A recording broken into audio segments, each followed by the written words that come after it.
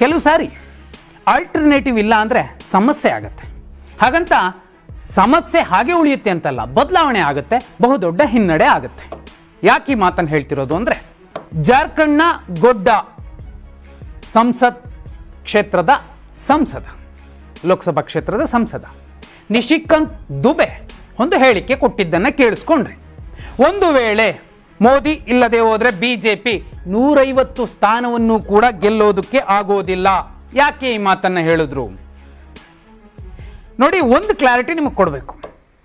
2014ರಿಂದ ಇಲ್ಲಿ ತನಕ ಬಹುಪಾಲು ವಿಪಕ್ಷದ ನಾಯಕರನ್ನೂ ಕೂಡ ಇರುಸು ಮುರುಸು ಮಾಡಿಸಿದ್ದು, ಸ್ವಪಕ್ಷದ ಇನ್ನಷ್ಟು ಹಿತಶತ್ರುಗಳೇ ಯಾರಿದ್ರು ಮೋದಿ ಅವರಿಗೆ, ಅವರನ್ನೂ ಕೂಡ ಸಂಕಟಕ್ಕೆ ದೂಡಿದ್ದು ಒಂದು ಮಾತು, ಒಂದು ಘೋಷಣೆ, ಅದು ಮೋದಿ ಮೋದಿ ಮೋದಿ ಅನ್ನುವಂಥದ್ದು. ಬಹುಪಾಲು ಸಲ ಕೆಲವು ನಾಯಕರು ಹೇಳ್ತಾರೆ ನಮಗೆ ವ್ಯಕ್ತಿ ಪೂಜೆ ಬೇಡ, ಪಕ್ಷ ಪೂಜೆ ಬೇಕು. ಕಾಂಗ್ರೆಸ್ ಅಲ್ಲಿ ಡಿ ಕೆ ಶಿವಕುಮಾರ್ ಅವರು ಹೇಳ್ತಾರೆ. ಬಿಜೆಪಿ ಮತ್ತು RSS ಅದನ್ನೇ ಮೊದಲಿಂದ ಹೇಳುತ್ತೆ, ನಮಗೆ ಪಕ್ಷ ಪೂಜೆ ಬೇಕು, ವ್ಯಕ್ತಿ ಪೂಜೆ ಬೇಡ ಅಂತ. ಆದರೆ ಗೊತ್ತೋ ಗೊತ್ತಿಲ್ಲದೆಯೋ ಮೋದಿ ಮೇನಿಯಾ ಅನ್ನುವಂಥದ್ದು ಆ ಪಕ್ಷವನ್ನ ಯಾವ ಸ್ಥಿತಿಗೆ ತಂದು ತಲುಪಿಸಿದೆ ಅನ್ನೋದಕ್ಕೆ ಸಾಕ್ಷಿ ನಿಶಿಕಾಂತ್ ದುಬೆ ಅವರ ಈ ಹೇಳಿಕೆ. ಯಾಕೆ ಇಂಥದ್ದೊಂದು ಸ್ಥಿತಿ ಬರುತ್ತೆ? ಸುಮಾರು ನೋಡಿ, 2009ರಿಂದ 2024 ಸಲ ಬ್ಯಾಕ್ ಟು ಬ್ಯಾಕ್ 4 ಸಲ ಗೆದ್ದಿದ್ದಾರೆ ದುಬೆ ಗೊಡ್ಡ ಲೋಕಸಭಾ ಕ್ಷೇತ್ರದಿಂದ. 2025ರಲ್ಲಿ ಸಂಸದ್ ರತ್ನ ಅನ್ನುವಂತಹ ಪ್ರಶಸ್ತಿನೂ ತಗೊಂಡಿದ್ದಾರೆ. ಹೇಳಿ ಕೇಳಿ ಮೋದಿ ಅವರ ಅಭಿಮಾನಿ.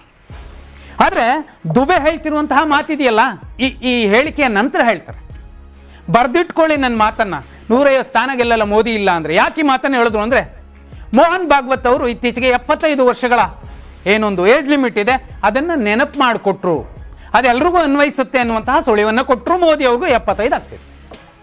ಮೋದಿ ಅವರು ಇಳಿಬೇಕು, ಹೇಳಿದ್ರೆ ಏನಾಗುತ್ತೆ ಅನ್ನೋದಕ್ಕೆ ದುಬೆ ಅವರ ಹೇಳಿಕೆ ಒಂದು ಸಾಕ್ಷಿ. ಆಲ್ಟರ್ನೇಟಿವ್ ಇಲ್ಲ ಅಂದ್ರೆ ಏನಾಗುತ್ತೆ ಅನ್ನೋದಕ್ಕೆ ಇದು ಸಾಕ್ಷಿ.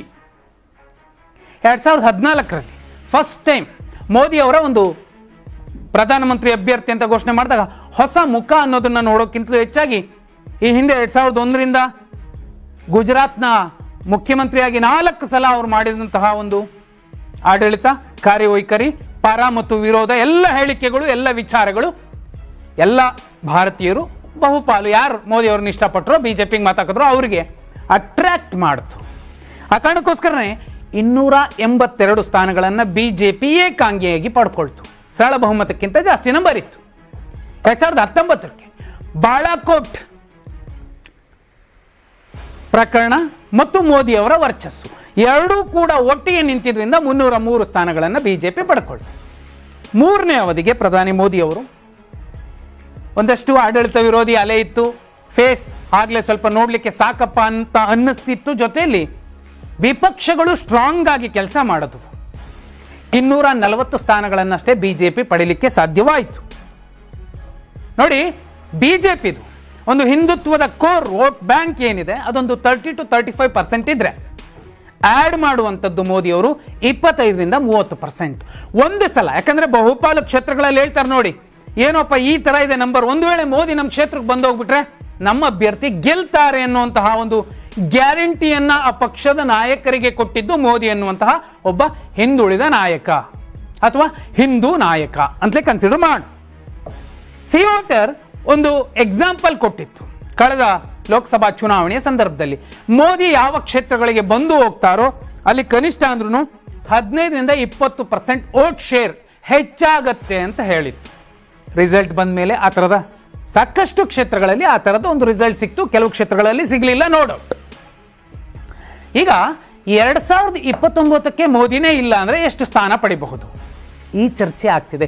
ಇದೇ ಕಾರಣಕ್ಕೆ ಯಾರೋ ಏಜ್ ಲಿಮಿಟ್ ಹೇಳಿ ಮೋದಿ ಅವರನ್ನು ಇಳಿಸಿದ್ರೆ ನಾವು ಸುಮ್ಮನಿರೋದಿಲ್ಲ. ಯಾಕಂದ್ರೆ ಇವರು ದುಬೆ ಹೇಳ್ತಾರೆ, ಮೋದಿ ಅವರು ಬಂದಿದ್ದಾಗಿ ನಾನು ದೊಡ್ಡ ಮಾರ್ಜಿನ್ನಲ್ಲಿ ಗೆಲ್ಲುವಂತಾಯ್ತು. ಒಂದು ವೇಳೆ ಅವ್ರು ಬರದೇ ಹೋಗಿದ್ರೆ ಒಂದು 10,000 6,000 ಮತಗಳ ಅಂತರದಿಂದ ಅಷ್ಟೇ ಗೆಲ್ತಿದ್ದೆ. 1 ಲಕ್ಷಕ್ಕೂ ಅಧಿಕ ಮತಗಳಿಂದ ಅಂತರದಿಂದ ಗೆಲ್ಲೋದಕ್ಕೆ ಕಾರಣವಾಗಿದ್ದು ಮೋದಿ ಬಂದಿದ್ದಕ್ಕೆ, ಮೋದಿ ಹೆಸರಿಗೆ, ಮೋದಿ ಮುಖಕ್ಕೆ ಅನ್ನುವಂತಹ ಮಾತನ್ನ ಹೇಳಿದ್ರು.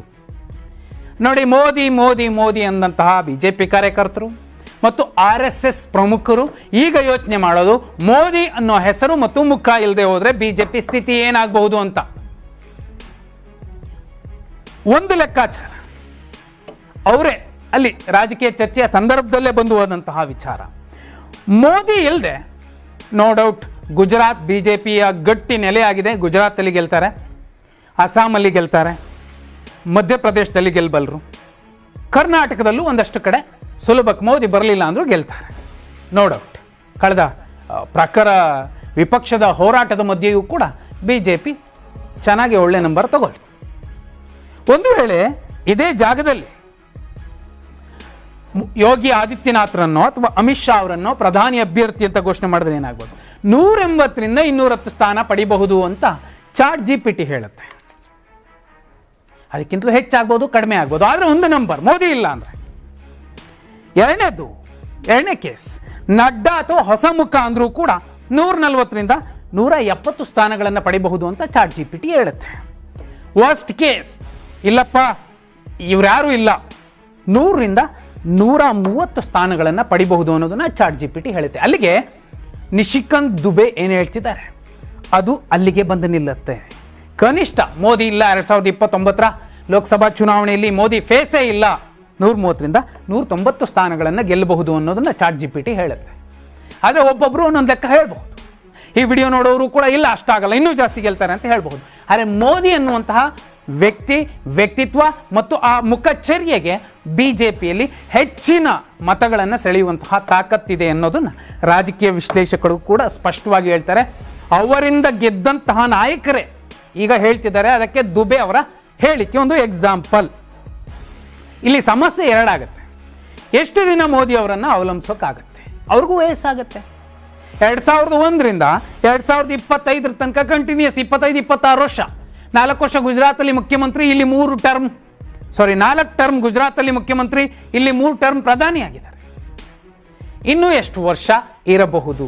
ಅದಕ್ಕೆ ದುಬೆ ಹೇಳ್ತಾರೆ, ಅವರ ದೇಹದಲ್ಲಿ ಶಕ್ತಿ ಇರುವ ತನಕ ಬಿಜೆಪಿ ಅವರನ್ನು ದುಡಿಸಿಕೊಳ್ಳಬೇಕು, ಅವರನ್ನು ಬಳಸಿಕೊಳ್ಳಬೇಕು, ಅವರನ್ನು ರಾಜಕಾರಣದಲ್ಲಿ ಉಸಿರಾಡೋದಕ್ಕೆ ಬಿಡಬೇಕು ಅಂತ ಹೇಳ್ತಿದೆ. ಆದರೆ ಅವಲಂಬನೆ ಎಷ್ಟು ದಿನ? RSSನ ನಾಯಕರು ಇದನ್ನೇ ಯೋಚನೆ ಮಾಡ್ತಾರೆ. ಹಾಗಿದ್ರೆ RSS ಅನ್ನುವಂತಹ ಮಹಾಪ್ರಯೋಗಶಾಲೆ ಇಲ್ಲಪ್ಪ ನಮ್ಗೆ ಆಲ್ಟರ್ನೇಟಿವೇ ಇಲ್ಲ, ಮೋದಿನೇ ಇಟ್ಕೊಂತೀವಿ ಎನ್ನುವಂತಹ ನಿರ್ಧಾರ ಮಾಡುತ್ತಾ? ಎಲ್ರಿಗೂ ಒಂದೇ ನ್ಯಾಯ ಅನ್ನುವಂತಹ ಹಂಸಕ್ಷೀರ ನ್ಯಾಯವನ್ನೇನಾದ್ರೂ ಅವರು ಹಿಡಿದು ನಿಂತರೆ, ಪಟ್ಟು ಹಿಡಿದ್ರೆ ಮೋದಿಯವರು ಇಳಿಬೇಕಾಗುತ್ತೆ. ಈಗ ದುಬೆ ಅವರೇ ಹೇಳ್ತಿದ್ದಾರೆ ಅನ್ನೋದಾದ್ರೆ 2029ರ ಲೋಕಸಭಾ ಚುನಾವಣೆಯಲ್ಲಿ ಮೋದಿ ಇಲ್ಲಪ್ಪ, 150 ಸ್ಥಾನಕ್ಕಿಂತ ಹೆಚ್ಚು ಸ್ಥಾನ ಗೆಲ್ಲೋಕ್ಕಾಗಲ್ಲ ಅಂದ್ರೆ ಮೋದಿಯ ತಾಕತ್ತೇನೆ? ಇಲ್ಲಿ ಮೋದಿ ದೊಡ್ಡವರಾದ್ರ ಅಥವಾ ಬಿಜೆಪಿ ಪಕ್ಷ ದೊಡ್ಡದಾಯ್ತಾ? ಮೋದಿ ಅಂತಹ ಘೋಷಣೆ ಕೂಗಿದಂತಹ ಹುಡುಗರಿಗೆ, ಕಾರ್ಯಕರ್ತರಿಗೆ, ನಾಯಕರಿಗೆ ಮತ್ತು ಮೋದಿಯನ್ನು ತೋರಿಸಿ, ಮೋದಿ ಮುಖ ತೋರಿಸಿ ನಾವು ಗೆಲ್ತೀವಿ ಅಂತಿದ್ದಂತಹ ನಾಯಕರಿಗೆ ವಾಟ್ ನೆಕ್ಸ್ಟ್? 2029ರ ಲೋಕಸಭಾ ಚುನಾವಣೆಯಲ್ಲಿ ಏನು ಮಾಡ್ತಾರೆ? 29 ಬೇಡ 34ರಲ್ಲಿ ಏನು ಮಾಡ್ತಾರೆ? ಅವಲಂಬನೆ ಅನ್ನೋದನ್ನು ನೆಚ್ಚಿಕೊಂಡ್ರೆ ನೀವು ಕಾಂಗ್ರೆಸ್ಸಲ್ಲೂ ಲೆಕ್ಕ ಹಾಕೊಳ್ಳಿ. ಈಗ CM ಯಾಕೆ ಬದಲಾಯಿಸೋಕ್ಕಾಗ್ತಿಲ್ಲ? ಸಿದ್ದರಾಮಯ್ಯ ಅನ್ನುವಂತಹ ಮಾಸ್ ಲೀಡರ್ ಕಾರಣಕ್ಕೆ. ಬಿಜೆಪಿಯಲ್ಲಿ ರಾಜ್ಯಾಧ್ಯಕ್ಷರನ್ನ ಯಾಕೆ ಚೇಂಜ್ ಮಾಡೋಕ್ಕೆ ಹೆದರ್ಕೋತಿದೆ ಬಿಜೆಪಿ ಹೈಕಮಾಂಡ್? ಅವಲಂಬನೆ. ಯಡಿಯೂರಪ್ಪ ಅನ್ನುವಂತಹ ಅವಲಂಬನೆ. ಜಾತ್ಯತೀತ ಜನತಾ ದಳದಲ್ಲೂ ಕೂಡ ದೇವೇಗೌಡರು, ಕುಮಾರಸ್ವಾಮಿ ಬಿಟ್ಟರೆ ಬೇರೆ ಯಾವ ನಾಯಕರನ್ನು ನೋಡಿ ಜನ ಮತ ಹಾಕ್ತಾರೆ? ಆ ಕುಟುಂಬ ಬೇಕೇ ಬೇಕು, ಆ ನಾಯಕನ ಹೆಸರು, ಮುಖ ಬೇಕೇ ಬೇಕು. ಆದರೆ ಮೋದಿ ಅನ್ನೋ ಅವಲಂಬನೆ ಇಲ್ಲದೆ ಹೋದರೆ ಬಿಜೆಪಿ 150 ಸ್ಥಾನ ಗೆಲ್ಲೋಕ್ಕಾಗಲ್ಲ ಅನ್ನುವಂತಹ ನಿಶಿಕಾಂತ್ ದುಬೆ ಅವರ ಈ ಹೇಳಿಕೆ ಬಗ್ಗೆ ನೀವೇನಂತೀರಾ? 2029ರ ಲೋಕಸಭಾ ಚುನಾವಣೆಯಲ್ಲಿ ಬಿಜೆಪಿ ಮೋದಿ ಇಲ್ಲ ಅಂದ್ರೆ ಎಷ್ಟು ಸ್ಥಾನ ಗೆಲ್ಲುತ್ತೆ? ದುಬೆ ಅವರ ಹೇಳಿಕೆ ಬಗ್ಗೆ ನೀವೇನಂತೀರಾ? ಕಮೆಂಟ್ ಮಾಡಿ.